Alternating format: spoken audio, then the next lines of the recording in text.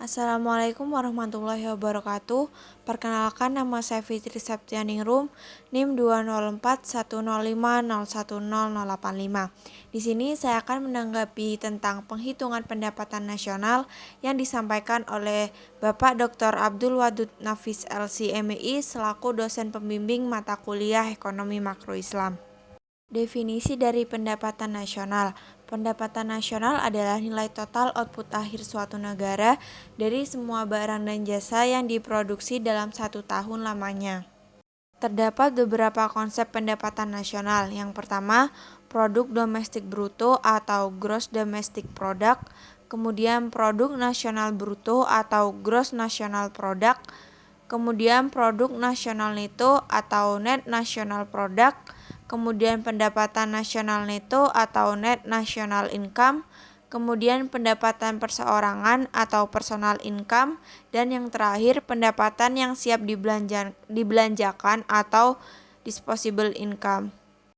Yang pertama, produk domestik bruto atau gross domestic product adalah perhitungan yang didapatkan dari penjumlahan dari setiap nilai tambah yang diperoleh dari seluruh unit usaha yang dihasilkan suatu negara dalam periode waktu tertentu dan umumnya dalam jangka waktu 1 tahun. Nah, untuk rumus dari produk domestik bruto ini, pendapatan WNI dalam negeri ditambah pendapatan WNA dalam negeri. Contohnya dari GDP yaitu terdapat perusahaan A dari Korea yang membuka cabang di Indonesia. Nah, untuk hasil produksinya juga ini akan dihitung dengan GDP. Kemudian yang kedua itu adalah produk nasional bruto atau GNP. Produk nasional bruto adalah nilai barang atau jasa yang dihasilkan oleh warga negara baik yang tinggal di dalam negeri maupun yang tinggal di luar negeri dalam kurun waktu 1 tahun.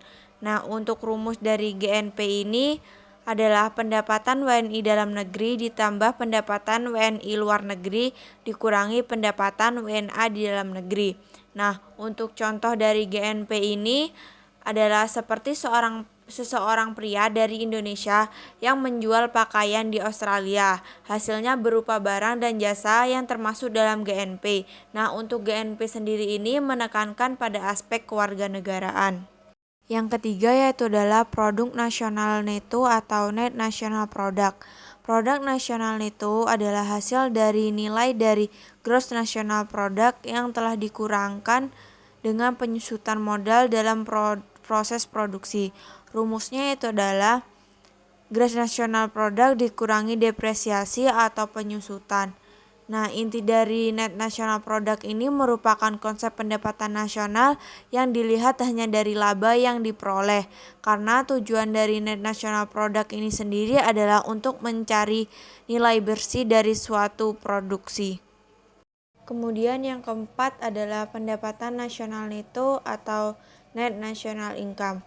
Pendapatan nasional neto adalah menghitung pendapatan nasional berdasarkan jumlah balas jasa yang diterima oleh masyarakat sebagai pemilik faktor produksi. Nah, untuk rumusnya, net national product dikurangi pajak tidak langsung. Yang kelima yaitu adalah pendapatan perseorangan atau personal income. Pendapatan perseorangan adalah jumlah pendapatan yang diterima oleh setiap orang dalam masyarakat, termasuk pendapatan yang diperoleh tanpa melakukan kegiatan apapun.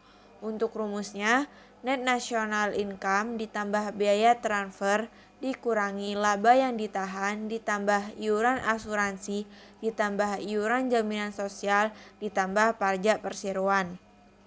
Dan yang terakhir yaitu adalah pendapatan yang siap dibelanjakan atau disposable income.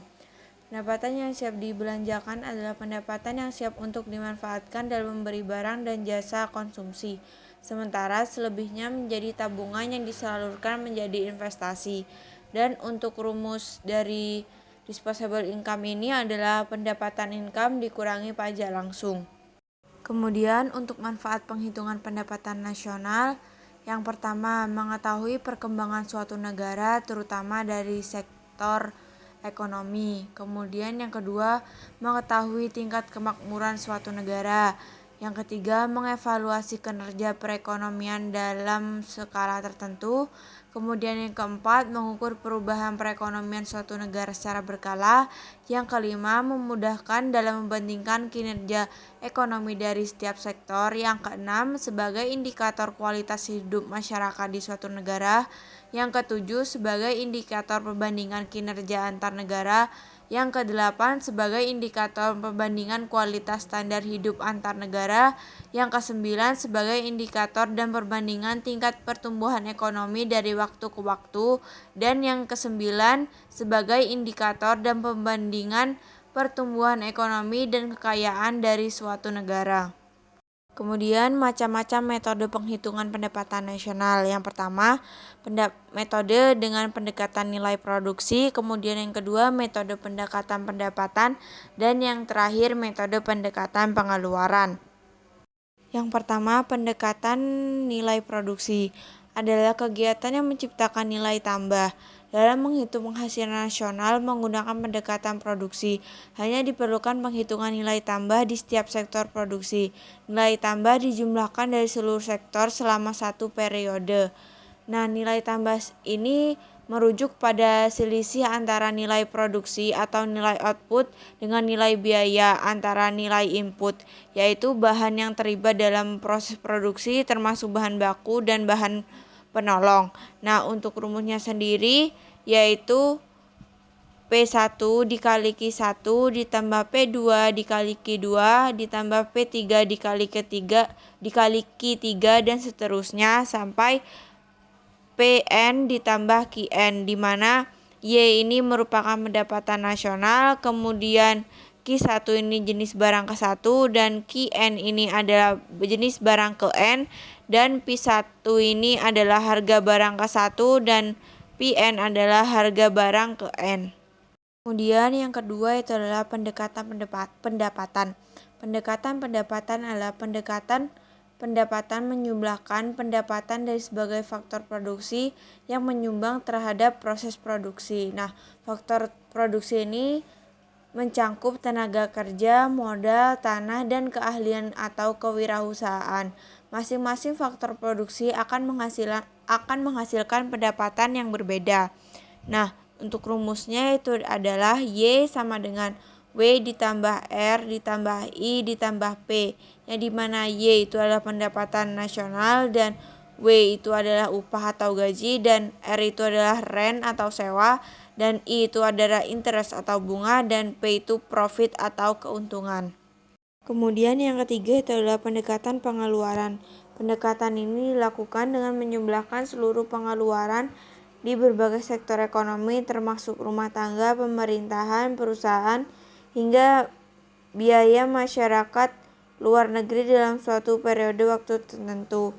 Dengan menggunakan rumus Y sama dengan C ditambah I ditambah G ditambah X dikurangi M, di mana Y ini pendapatan nasional dan C ini adalah konsumsi rumah tangga, I ini adalah investasi, G ini adalah pengeluaran pemerintah, dan X ini adalah ekspor dan M ini adalah impor.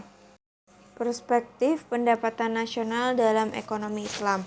Yang pertama itu adalah pendapatan nasional harus dapat mengukur penyebaran pendapatan individu rumah tangga. Kemudian pendekatan nasional harus dapat mengukur produksi di sektor pedesaan. Kemudian pendapatan nasional harus dapat mengukur kesejahteraan ekonomi Islam. Kemudian yang terakhir yaitu penghitungan pendapatan nasional sebagai ukuran dari kesejahteraan sosial Islami melalui nilai satuan antara saudara dan sedekah.